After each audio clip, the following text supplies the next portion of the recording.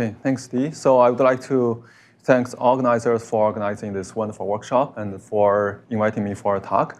So I'm going to talk about a work I worked on with my colleague Chunhao about how to generalize the quantum regression theory and the quantum linear response theory to this non-Markovian regime. So first of all, I don't think I need to motivate in this room why we want to build quantum computers. So we, for example, to estimate the physical properties is one of the most important applications for quantum computers. For example, we can estimate the expectation value of some observables. You might notice that the picture is weird because it's AI generated. So in this scenario where we are interested for estimating this expectation value, where we are interested in the scenario where the system is undergoing some small perturbation caused by this delta t A2, and we are still interested in estimating the expectation value of this observable A1. So, for example, in this optical conductivity, the system is perturbed by a weak classical electric field, delta t, with this dipole operator A2.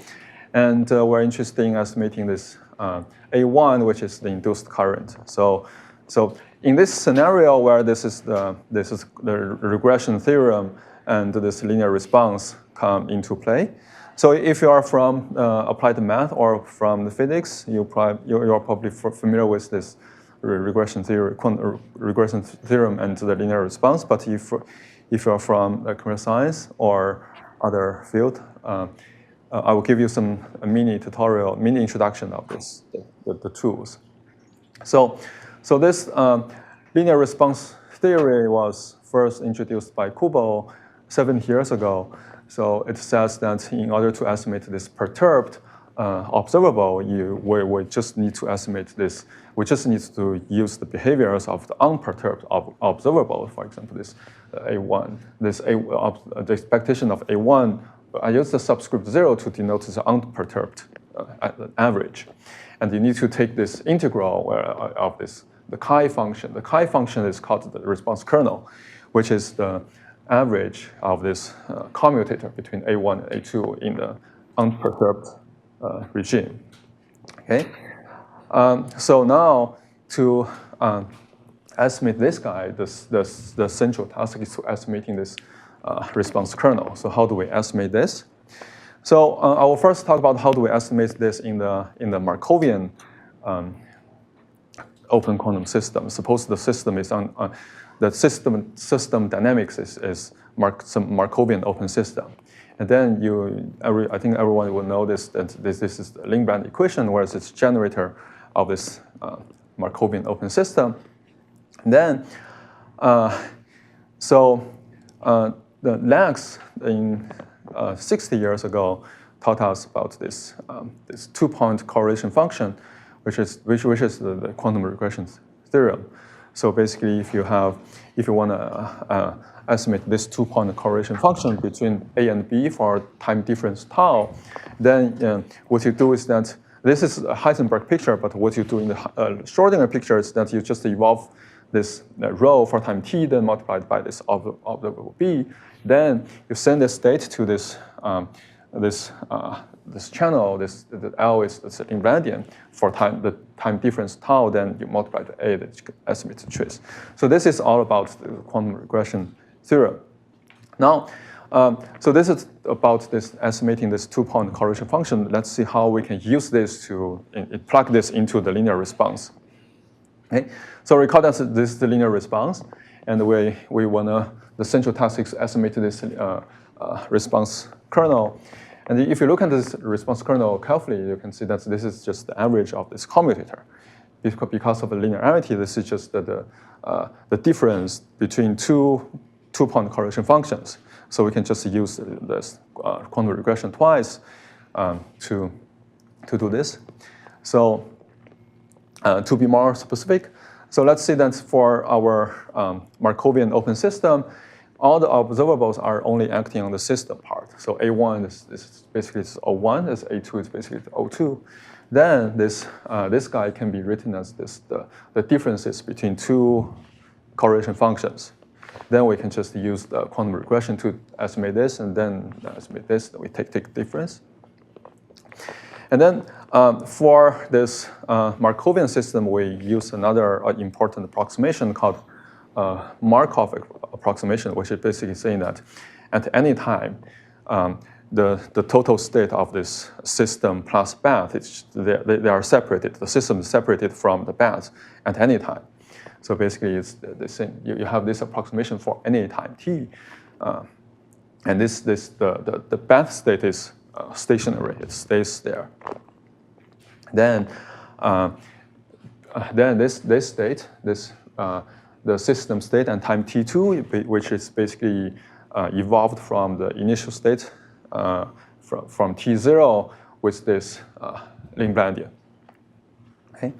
Then if you plug everything in this linear regression theorem, you get this expression for this Markovian case, where for the Markovian systems, the response kernel can be estimated by this. Okay, first you evolve this system state for time t2, you take the commutator, you send the commutator, you throw the commutator into this Lindblad evolution, then you multiply by this O1 again to take the trace. Okay, so this quantum regression theorem in the Markovian case has been summarized by the textbooks, by several textbooks. So our goal here is to extend this framework. I mean, extend this framework to the non-Markovian regime. So before I talk about this non-Markovian regime, let's talk about the boundaries between the Markovian and the non-Markovian. Okay, so the Euro setup of this open system is this: we have this total Hamiltonian, which has this system part, bath part, and now we have this interaction part. So, could you explain again why it is called regression theory? I have no idea. Sorry. Yeah, sorry. So for the interaction part, I mean, S is acting on the system, the B is acting on the bath, and we assume that there's not too many terms in the interaction part. And then initially we have this. We assume that the initial state is separated. Initially the system state is separated from the bath. Then to derive this Markovian open systems, we need some assumptions. The first assumption is the weak coupling assumption, which is saying that this coupling strength is very weak. And then the second assumption is called Markov assumption, which I just showed you, which is saying that at any time t, the system state is separated from the bath state. So intuitively, you can visualize these two assumptions like that. Because of this interaction, you always have some information flowing from the system to the bath. But the bath is huge and it refreshes very quickly. So at any instantaneous small amount of time, the information from the system will be washed away in the bath. So basically everything is lost in the bath. So the bath stays the same, and then you can assume this Markovian Markov assumption.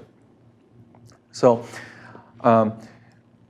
now how do we generalize this Markovian open system to the non-Markovian case? I mean, there's many ways to break these barriers. Technically speaking, anything that is not Markovian is considered non-Markovian, right? So one way to do this is that we just drop all the options. We assume strong coupling, and we assume that at all time that the system is no longer disentangled with the bath. Then imagine this: if this happens, then the system will be a part of the bath, and is strongly connected to everything else. So in this, I think this case is too general because in this part, it's very general. You have a large system and you have a small part considered the system, but there's no obvious separations between the system and the path.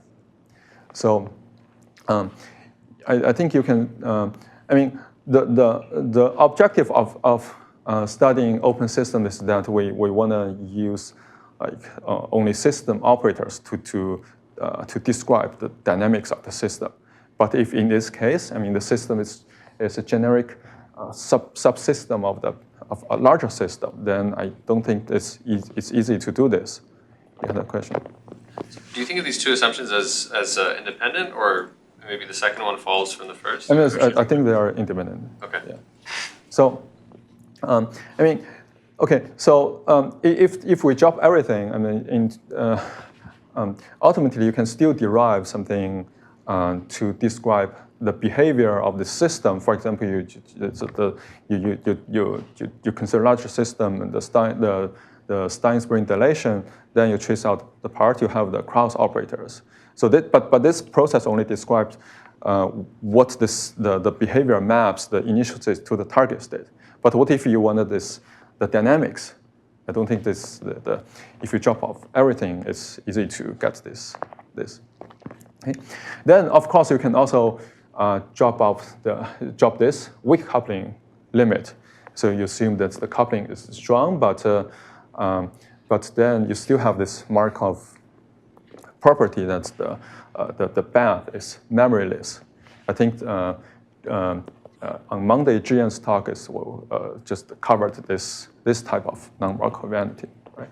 So they consider the strong coupling, but for the circuit and a very small step of time, you still trace out everything and refresh the ancillary qubits. So basically saying that at any time step, the system is disentangled with this path. But what if we just drop this, but we keep this weak coupling limit? That means the path will have some memory. It can memorize some influence from the system. So my intuitive understanding is that then the dynamics of the path is no longer much faster than the system. So imagine that if the dynamic of the path is much faster than the system and the size of the path is quite large, then it's just the information will be washed out quickly. But if it's not the case, then you have some left out information from the system. You can imagine that if you are cooling a cup of boiling water into the ocean, then basically you won't change the temperature of the sea, right? Because the sea is quite large and the heat will spread out quickly. But if you are cooling a cup of boiling water in a bathtub, then I think you will notice the increase of temperature of the bath. Okay. So in our generalization, we will just keep this weak coupling limit. And we assume that the path has some memory, so this Markov assumptions will no longer hold. But we are still working on this weak coupling regime. Okay. So more formally, we still assume that initially the system is decoupled with the path. And then the path is in a stationary, initially the path state is in a stationary state of the path Hamiltonian, for example, the thermal state. Okay? And also where we're working the weak coupling limit. So the motivating question of this project is that in this non-Markovian regime, but it is still weak coupling. Can we formulate the dynamics of this non-Markovian dynamics just using system operators? Okay. This seems not possible, or at least very hard, because now the path has some memory, right? So we have to somehow consider this memory when we are talking about the dynamics of the system. Okay? But we have this tool which is called the path correlation function. So basically, the behavior of the bath can be fully characterized by this bath correlation function. So if we don't have too many interaction terms here, if we don't have too many terms in the summation, and also and then we can do some experiment on the bath to estimate this bath correlation function, and which we can efficiently get this information. Yes. Yeah. So what does the BT means?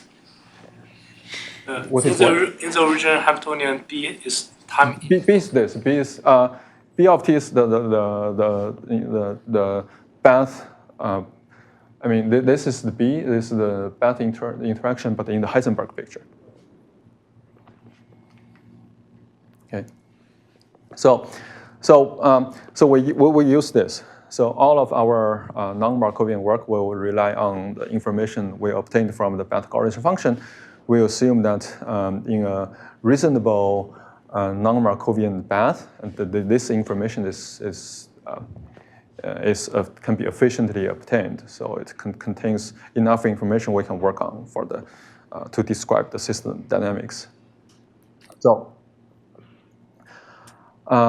this is the side note about our previous work about how to simulate the dynamics of non-Markovian systems under the same assumption. Okay. So we will still assume these assumptions. We're still working on in the weak coupling limit, but we dropped this Markov assumptions. Then what we showed is that okay, if we can embed the system state into a larger space, and then we can derive a master equation. Looks like this. So this gamma is like we embed this rho into a larger space, which is called gamma. Then the dynamics of the gamma is governed by this differential equation. Here we have this H and this VKs. Now this H and VKs, they are sparse block matrices. I mean, it's a big block matrix, and there are not too many blocks in each row or each column. And each block just contains information about the system Hamiltonian and the spectral information about this bath correlation function. Then, given all the necessary information, you can efficiently implement this H and the VKs. Then you probably notice that this is very similar to the Lindblad form, but we don't have this VK, Dagger VK terms. But the most important property of this master equation is that it is completely positive. That means you can implement the evolution of this master equation on a quantum computer. Of course, this is on a larger space. Then you trace out some ancillary qubits. You get the state in your space. Yes. Is H non-Hermitian? H, I think it's H. H is Hermitian, I think. I forgot the details. Should be Hermitian. But then H dagger is just H. No, sorry. H is not Hermitian. Sorry. Yeah. Is it trace preserved? No, this is not trace preserved. Oh, it's not trace preserved. Then can we simulate the quantum computer? But the traces can be controlled. I mean if you just evolve this for some time t, then you can use amplitude amplification to control this. But because this guy is you just embed your density matrix in a larger block matrix. So this is not trace preserved. So there's only a transition part there, right? And there's still the distributive part, which is encoded in UH. Yeah, for the... I should trust. I should trust that it can be simulated with quantum computer. Well, if H is the Hermitian plus minus 1/2 V-dagger V, yeah. Oh yeah. But is it H minus V dagger V? No. Can be anything here. Can be anything, but this is not trace preserved. So So this is the simulation tool for non-Markovian dynamics, but it turns out that for our purpose, I mean, we're trying to estimate the objective values. We don't need to use the full power of the non-Markovian simulation. We can do other tricks. And beside that, I want to talk more about the master equation. So this is the more general master equation. You've noticed that it's very similar to the Lindblad equation, but except for this lambda j, it can be negative. Okay? For Lindblad equation, all the lambda j's are non-negative. Is a parenthesis missing? Sorry? Is a parenthesis? Yeah, there's a parenthesis. Yes. Yeah. All right. Yeah. So when this lambda j becomes negative, then the map is its generates might not be completely positive. But this is I think this is the most general master equation that can capture non-Markovian properties. Okay.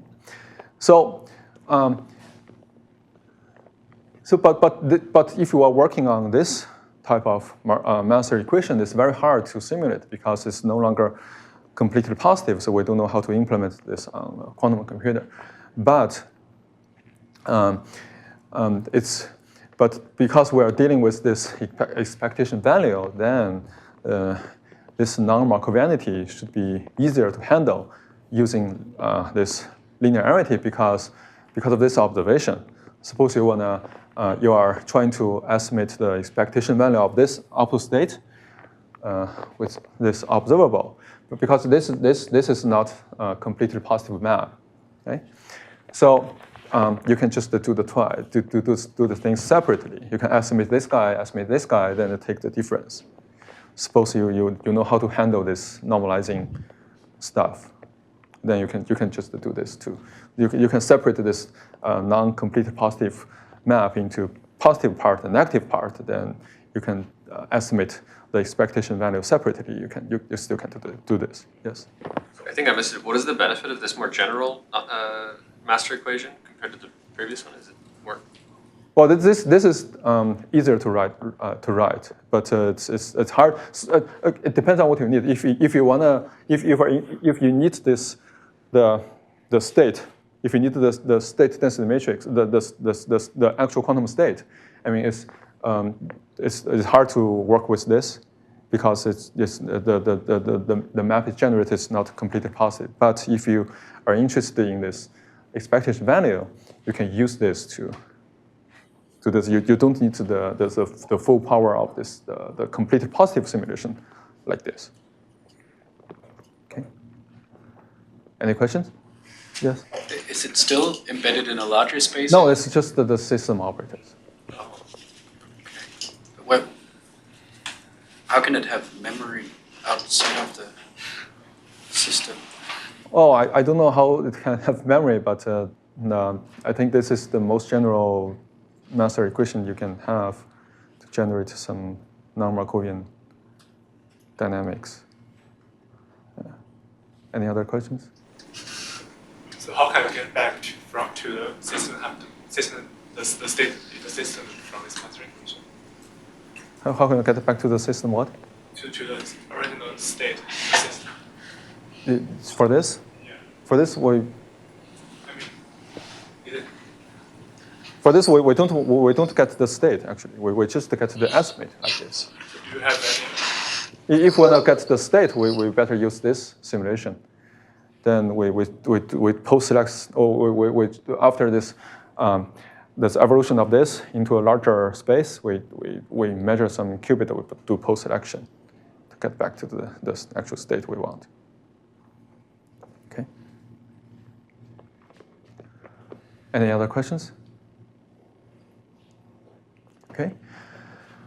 So then let me present our first result. It's about mathematical result for generalizing this regression theorem and the linear response to the non-Markovian regime. So recall that this is our goal to estimate this response kernel. Then recall that in the Markovian regime, and this textbook result for this inner for this response kernel, which is like this. You first you evolve the state for time t2, then take the commutator, then you throw this into another Lindblad simulation, then you estimate this expectation value. But if we are going to the non-Markovian regime, we have this scary equation for this response kernel. Okay? There are many terms, but each of the terms they are easy to. It's relatively easier to handle. I mean, I will present the quantum algorithms for estimating each terms. But if you look at each term, I mean, each term is basically about the evolution of a commutator or the evolution of an anti-commutator, and these different generators, LCs, LAs, and LBs, they are just they are in this form. They are in this form. They have completed a positive part and a negative part. But as I said, it's okay when we can just separately treat this positive part and negative part in the context of estimating the expectation value. Okay, so the error is here is lambda to the cube, so we need this weak coupling limit. So this lambda cannot be too large. Okay, so more specifically, so this L0, the L0 happens several times. This is just the coherent part. This is basically this system Hamiltonian, and LB, LA, they are in this form. Okay, so you may notice that this is not the Euro-Lindblad equation we've seen. So for the Euro-Lindblad equation, we have this VK, VK dagger, but now the indices are different on the left-hand side and the right-hand side. And also we have the different coefficients in the front. So this type of equation is called the GKS equation. I'll talk about this in a bit. So we have LBs and LAs defined by this, and then this HB is just the lamp-shaped part. So basically everything can be written using the system the system interaction and the spectral information of the band correlation function.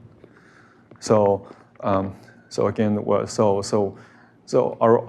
this formulation is scary, but we have all the information, all the succinct, all the efficient information we need to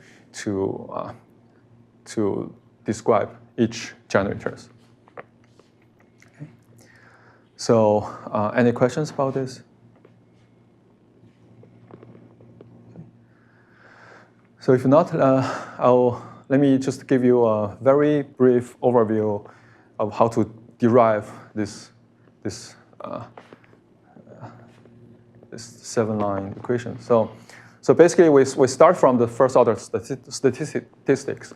So we first consider what is this expected value of the single observable, okay, in the Heisenberg picture.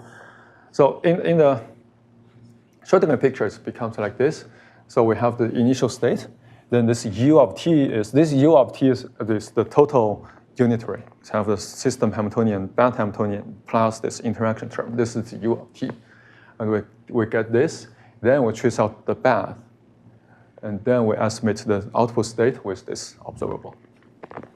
Then if we have this Markov limit and this weak coupling limit, you can see that this guy is just, it can be written as the output state of a Lindblad evolution, but don't have that assumption. We don't have the Markov assumptions.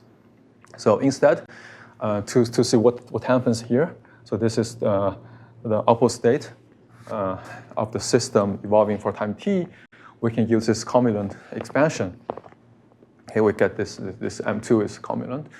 So we will use this double integral later. So I'll just lay out them here.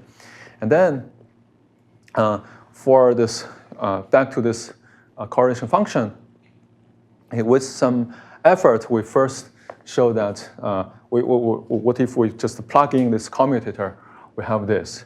So with half-page calculation, you can get this. And then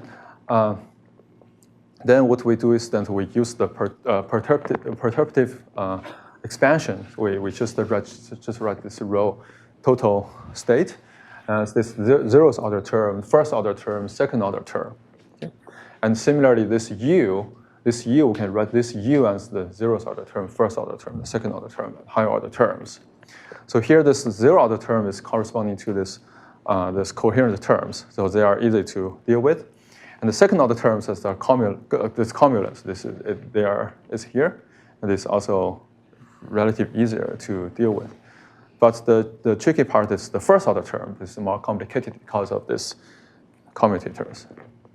Then, after like several pages of calculation, you can plug in everything. You can get this. So for this red term, they are corresponding to the zeroth order term. This is just the coherent part. And this blue terms, this cumulant, the second order term. And all the 8 terms here, they are for dealing with this first order terms. Okay, so this is how we got this. Any questions?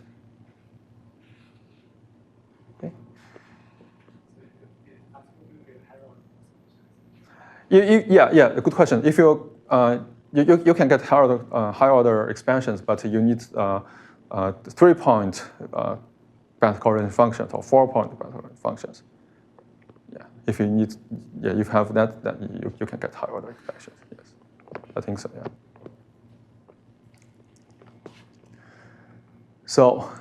So this is the mathematical result.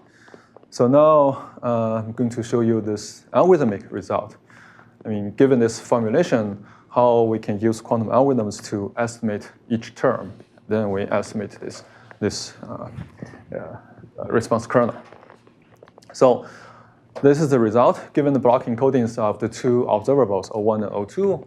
And then this response kernel can be estimated up to this additive error epsilon using these many costs. This T1 is this T1, and this norm of this L, this norm, you can put a question mark here, but because because the norm depends on your input model and your Lindblad simulation algorithm, you can choose your favorite simulation algorithms and your favorite input model to figure out what the norm here is. And for the error dependence, it's 1 to the 2.5. Okay, so. This looks weird. I'll talk about why we get this 1.25. Okay, so for the estimation, everything boils down to estimating this. I mean, estimating this strange thing. It's the evolution of this anti-commutator and evolution of the commutator. The expectation value corresponding to this. Okay, so once you know how to do this. How to do the evolution of commutators and anti-commutators, then you just plug in everything here. Basically, it's not hard to get the result. Now let me tell you how to handle these 2 terms. So the technical tool we use is due to Patrick Rao in 2020. He gave a technical lemma about how to estimate this expectation values of rho with respect to this observable A. So now, so it says that, okay, suppose A is some observable is Hermitian matrix and has block encoding of normalizing factor alpha, and you can prepare this, you can implement this block encoding using cost Q. And then this rho, for this rho, this is the state where you can prepare a purification of this state rho with cost R. Then you can output an estimate of this expectation value up to this error epsilon. using the cost of this. So R plus Q, basically this R is the state preparation cost, Q is the cost for implementing this block encoding of this A, then times alpha over epsilon.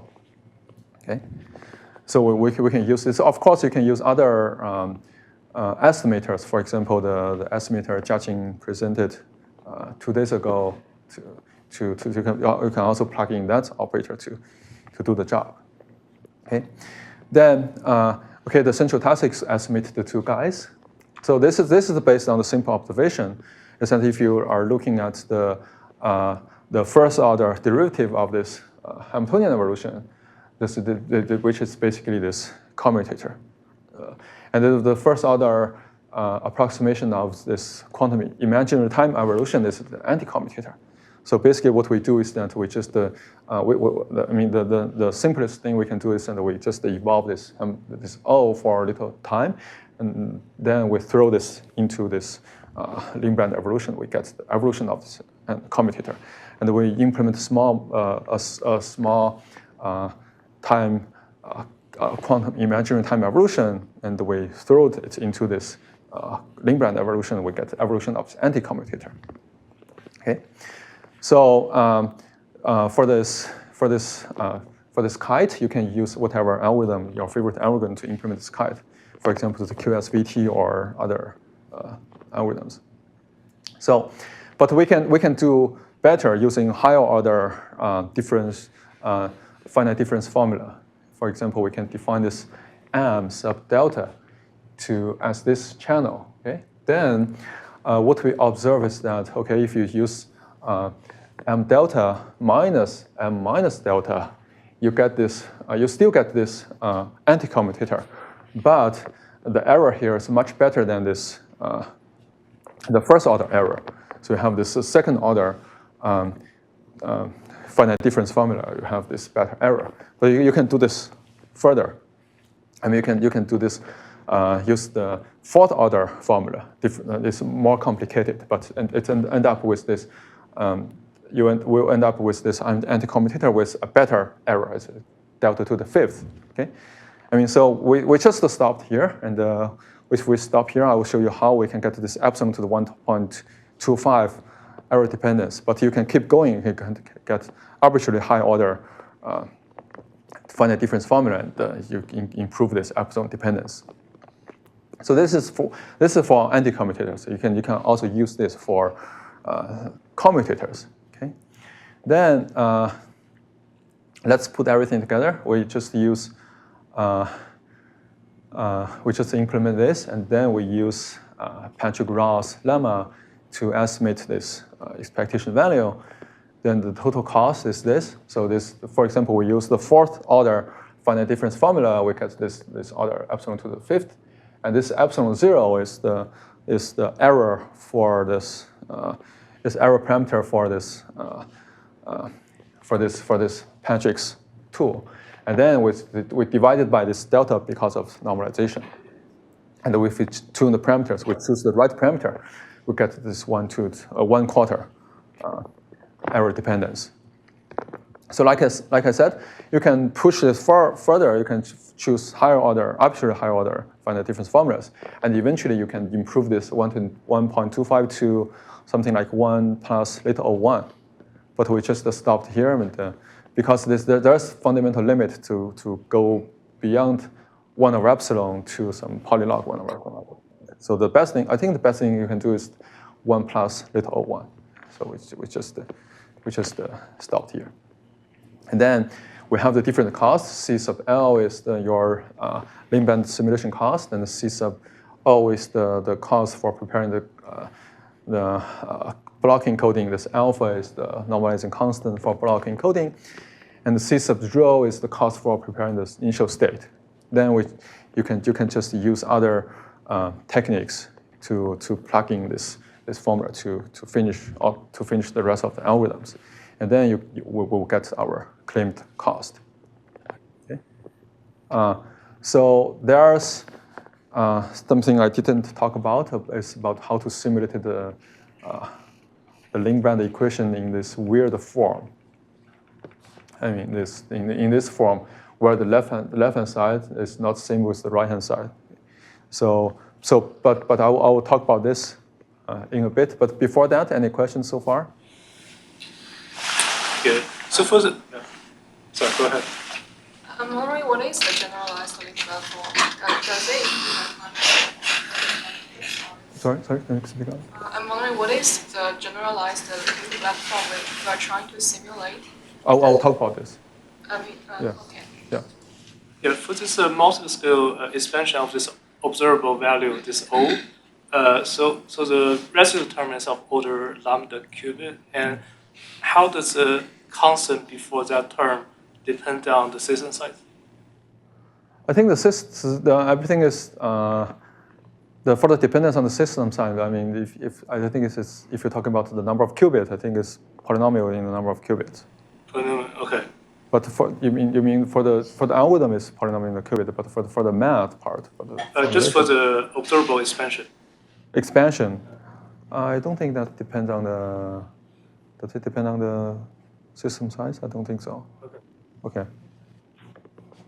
Any other questions? Okay, so let's talk about this non-traditional Lindblad equation, and it has a nice name. It's called the GKS equation due to this the three mathematicians who invented this equation together with Lindblad in the 70s. So I mean, if you are trying to derive this Lindblad equation from the macroscopic view, you probably arrive at this GKS equation at some point. I mean, if you start with the most general mathematical form of that can generate Markovian semigroups, and then you apply some assumptions, and at some point you get this GKS equation where this vk's, vj's, vk's are fixed bases. For example, they can be the standard basis, it can be poly basis, it can be other fixed bases. And we have the coefficient Cjk. The Cjk form a matrix. Okay, the C is the matrix. So for this, there's a one-to-one correspondence between this GKS equation and the Lindblad equation if and only if the C is positive semi-definite. Okay, if the C is positive semi-definite, then once you are here, then the next step is to diagonalize the C, and then you can get this. You can get the Lindblad equation. So on the other direction, if you are currently have this Lindblad equation, then you have the jump operators. You just write the each jump operator as this basis expansion. Then you can also get this form. Okay. So in general, this C is Hermitian, but it's not positive semi-definite. That means that is our case. You have positive part, negative part, then you can separately deal with them. You can separate this positive part and then do the calculation, and then do the estimation. You can also get the negative part of the estimation. You subtract them, you get the thing you want. Okay, so if the C is not this Hermitian but not completely positive, then it's but not positive, then you get this generator for the non-Markovian dynamics. Now, if we just look at this picture, I mean, if you look at this from here, if the jump operator can be written as decomposed into the basis expansion, then this alpha, the alphas are the alpha JLs are the coefficients of LJ in this basis. Then you with some calculation, you can see that each coefficient Cjk can be written in this way. Then it's evident that this C is positive semi-definite in this form. Okay. So, I mean, I want to before I talk about how to simulate this the GKS equation, let me try to get some relationship between this GKS equation and the Lindblad equation. So what my question is, for which Lindblad equations we can efficiently simulate? So of course, the Lindblad equations cannot have too many jump operators. Okay? If the Lindblad equation doesn't have too many jump operators, then it means this L this L is not too large, then it means the C is low rank. Okay, so for low rank C's, then it's corresponding to some easy to simulate Lindblad equations. But in general, when we talk about quantum algorithms, we like this efficient input model for an exponentially larger matrix. For example, the sparse access model. So the question is, suppose C is sparse. I mean, we have the sparse access model for this big matrix C. Can we still simulate this GKS equation? So, but I'll talk about this later. But in our case, we don't need to deal with this because there are not too many terms in the interaction part. That means the C, the number of non-zero entries in C is quite small. So we can classically diagonalize C, and we can classically turn the C into a Lindblad equation. That means we just use a small classical cost. We can turn this GKS equation to a Lindblad equation that we can efficiently simulate it. So we don't need to deal with this part yet. So so now the question is, can we in general, if we have a sparse C, can we efficiently simulate it, the evolution? So there is a closely related question is that, okay, suppose we have this non-diagonal cross representation. So for this map, this Vj and the Vk, they are different. Okay, but they are fixed bases. We still have this coefficient matrix. So if they are, for a cross representation, it can be diagonalized. It can be written in this way, and if you diagonalize it, you can get the cross representation. But in general, if you have this map, but the matrix C is sparse, can you implement this map? So it turns out that in general we can't, because we cannot simulate this GKS equation because there's a lower bound. I'll give credit to my student Chris. So he discovered this lower bound. Now we just reduce the search function with search function to the simulation function. Okay, so the search function is that we want to find a marked element. Then for the GKS equation, we just use standard basis. Then we just the standard basis, the GKS matrix, the coefficient matrix is quite simple. It's diagonal. And the entry is corresponding to the function value. Then you can see that this is the very special GKS matrix. It's corresponding to a Lindblad equation where you only have this kind of jumps. Then if you evolve this GKS equation for constant time, you can solve the search problem. Now because the search has a lower bound, then it turns out that to solve this GKS equation in general, you need to make anti-distributed end queries. So this will block our way of simulating this GKS equation in general.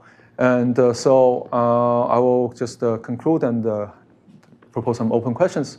So in this work, we just extend our understanding of linear response and the quantum regression to the non-Markovian regime, but still in the coupling limit. And we showed how to efficiently estimate this response kernel.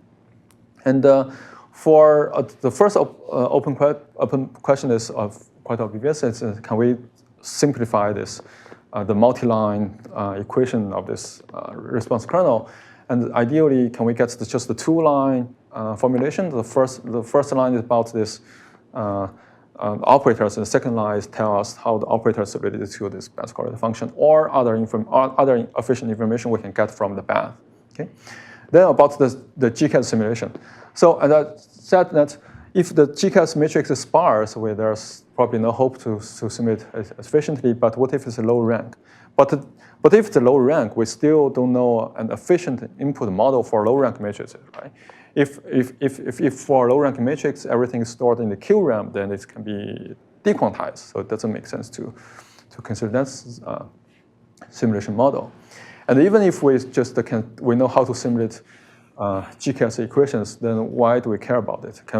Are there any interesting problems can be formulated in this GKS equation instead of this Lindblad equation? I think one case is that, okay, suppose for the non-Markovian case where we have many, for the interaction part, we have many terms. Then that probably corresponding to the GKS equation that is hard to classically diagonalize. But for other problems, it's I don't know whether or not we can do it.